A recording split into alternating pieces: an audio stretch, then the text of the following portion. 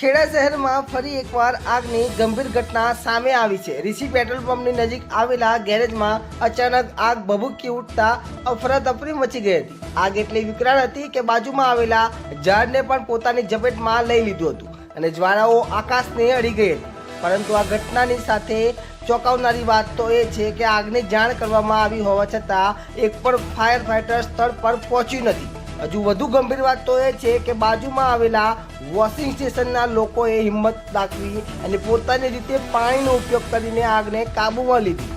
એટલે જ કે જ્યાં નગરપાલિકા નિષ્ફળ રહી ત્યાં સામાન્ય લોકોએ જવાબદારી સંભાળી। વિચારવા જેવી વાત છે, જો બાજુમાં વોશિંગ સ્ટેશન ન હોત તો શું થાત?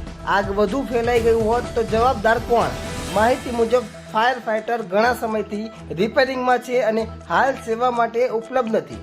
એક જ મહિનામાં બીજી વાર આગની ઘટના બનતા નગરપાલિકાની કામગીરી પર મોટો પ્રશ્નચિહ્ન ઊભા થયા છે। ભેદભાવ ન્યૂઝ રિપોર્ટર સલમાની।